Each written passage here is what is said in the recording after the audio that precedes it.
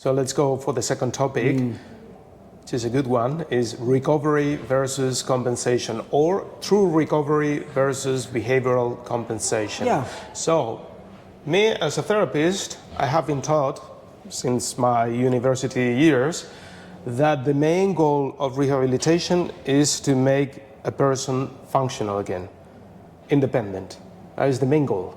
So what I want my patients is to be as fast as possible, as more independent as possible, right? So I need to do everything in my daily work to make that possible. And of course, if I practice a certain task, my patient is going to be better at that task. So I'm going to practice dressing, undressing, bathing, etc. So, and I don't really care a lot about this new, modern term, true recovery, because at the end, it's talking about motor control and strength, yeah, but that is not making my patient more functional, more independent. Yeah, I mean, look, I'm not unsympathetic to the need for a more holistic, human-centric view that exists in the medical profession, right? I mean, doctors are very disease and organ-centric. Yes, they can have some nice bedside manner, but they're not really interested in the whole body and the survival of that patient after discharge in the world. They're just not. So a branch of medicine where the people believe in how is your house organized? What do you have in your shower? How are your steps? How are you going to live with your deficit? Right? That is an extremely vital profession to teach people, whether it's cardiac, orthopedic, neurological, 101 very good tricks so that your life is better. Right? I mean, that is gold dust. I had orthopedic surgery. I loved my therapists. Right? So I want it to be very important that that profession of people who teach you how to compensate and live and survive and have a higher quality of life, it's a fantastically important thing, and doctors don't know a damn thing about it for the most part. Right? And all those compensatory strategies and habits of better living in the setting of a disability need to be practiced. Right? You need to practice how to use everything from a cane to a quad cane to a walker. Right? So that I don't want at all to diminish the vital importance of that whole way of thinking about patients, right? On the impairment level, there has been a lot of pessimism that you can do much beyond spontaneous recovery. So patients reach some level on their own, and then whatever they are left with, the therapists now come in and teach you how to use what you have left. Right? That has been, the philosophy. And as I said, I don't have a problem with that general belief that people should be helped wherever they land. Right? It just turns out that spontaneous recovery is telling us that there is latent capacity that expresses itself, usually over the first 3 months. And wouldn't it be interesting if whatever spontaneous recovery is, whatever that unmasked latent capacity is, that there is more latent capacity, right? And that you could make spontaneous recovery itself better, or you could continue whatever it was in the chronic stage, right? That there may be, through latent residual architecture and training approaches, more slack left in the system than spontaneous recovery fully exploited. Right? Now that is also a perfectly reasonable position to take. Right? We know that spontaneous recovery effect sizes are large. I mean, I have patients in the bed and they can't move their hand, and then, 72 hours later, they start to open their hand. It's not edema or inflammation, it's spontaneous recovery. Now, the functional consequences of opening your hand are enormous. So I don't think anyone who was even on the compensation side of this story would deny that spontaneous recovery is a very welcome component of function. Where the argument is once spontaneous recovery is over, can you really make an additional contribution to impairment reduction that will be of functional consequence? Right? So in other words,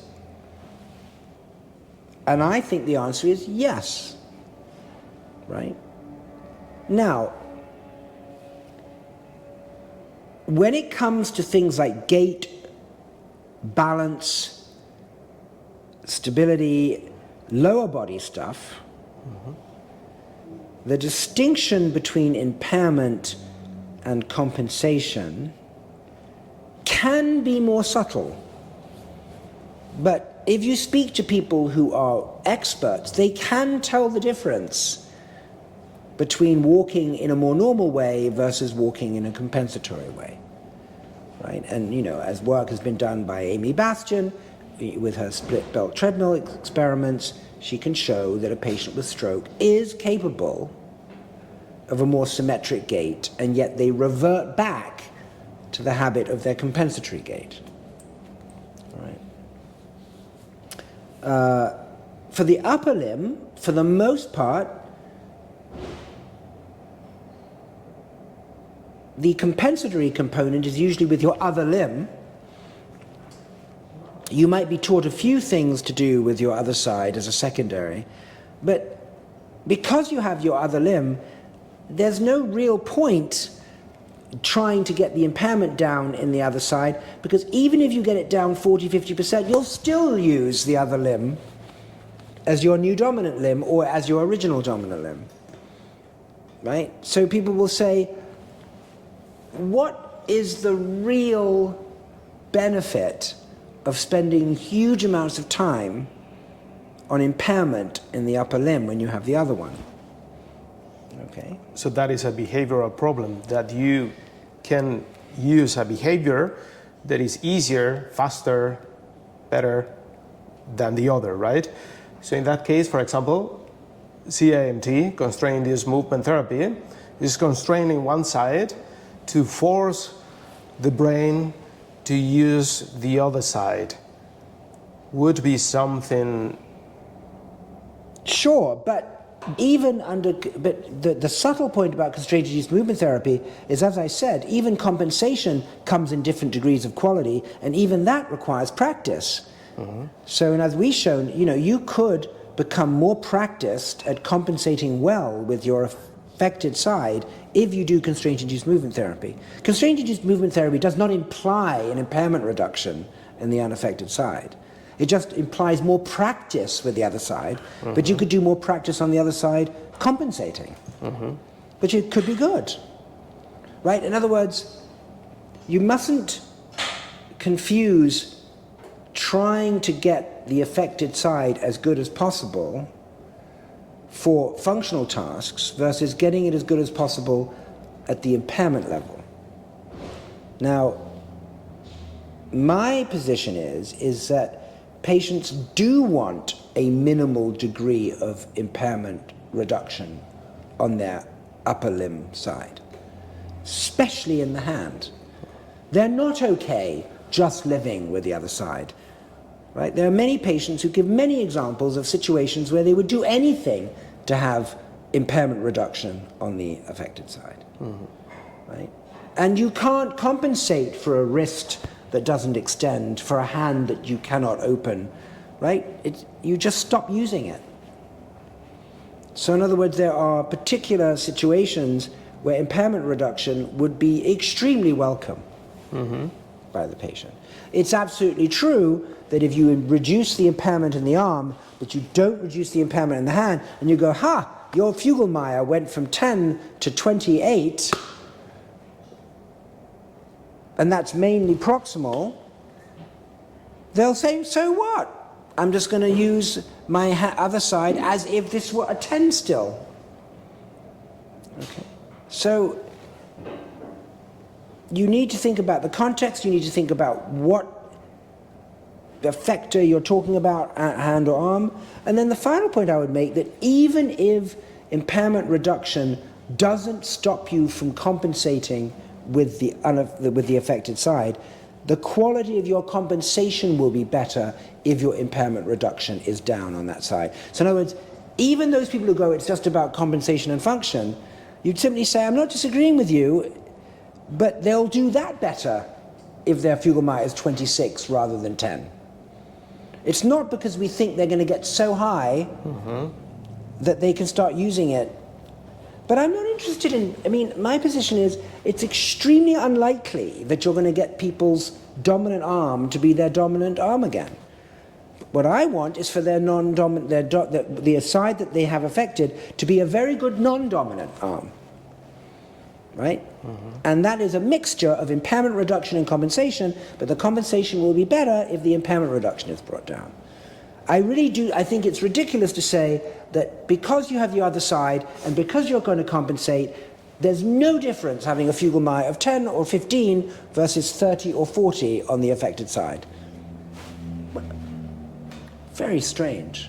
Right? That would be like saying when you have two kidneys and one kidney starts to fail and you can do something about it, you go, don't worry, you have another kidney, so I don't care what the level of failure of that kidney. Oh, you have pneumonia in this lung? We don't need to treat the pneumonia in that lung because you've got another lung.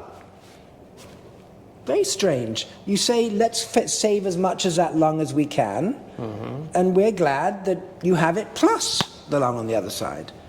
Right, so once you start thinking about it in a logical, clear way, I don't know what the argument is.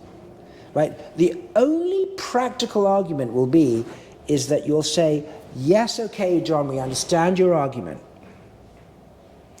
but it's going to slow things down for the patient because they'll have to spend longer in the inpatient unit, longer in the outpatient unit. You're spending a lot of time focusing on impairment, which means that they have less practice focusing on function, and they just want to get home. Right? So we get it. And maybe they'll say, when you finally come up with a genuinely groundbreaking impairment treatment for the arm and hand, which really takes a huge effect size, maybe then we'll pay attention. Right? But what we see is patients going from about 10 to 25, 26, and they get stuck.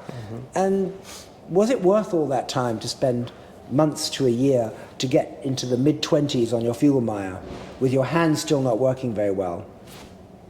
That's their position, right?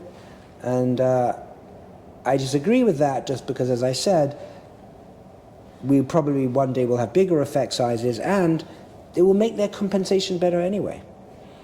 Another argument is, okay, lower limbs, they recover better and walking also, but the upper limbs, they're very difficult and normally the recovery is not so good, so let's going to concentrate on the lower limbs because that's going to be more pragmatic for you. So we're going to use the hours that we have in a way that is going to be more pragmatic, practical. Well, patients agree with that. Patients agree with that. Patients in the hospital want to get out of the hospital. And they absolutely realize that they need to be safe from falling. They need to self-toilet. They need to be able to transfer out of bed to chair. They need to be able to walk safely. So in other words, patients would agree with that. And they do agree with that, actually. It's just that when they get home, they go, oh, wait a minute. What happened to my arm and hand? Why was that not rehabilitated? So at a delay, they have the disappointment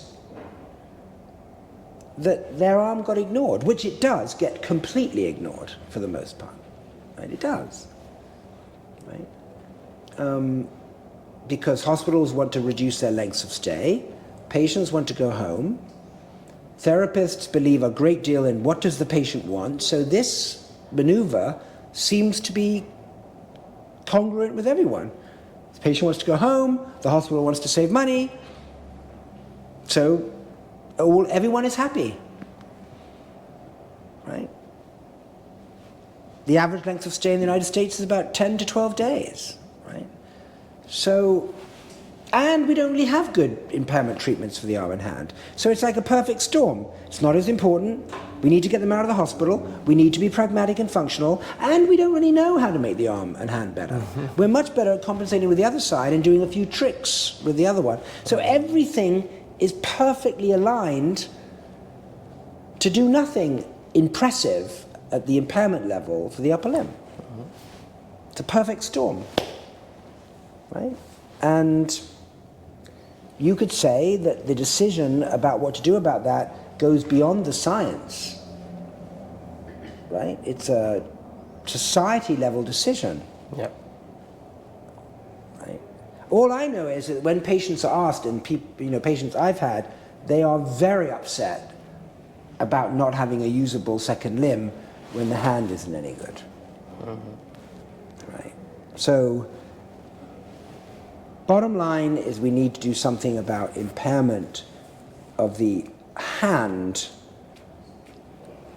and then assume that the arm will get better as well, and then they can work together. Right? But it's interesting that these very sort of clean, bold statements I'm making shouldn't be that controversial. I just don't know what the problem is, to be honest. Yeah.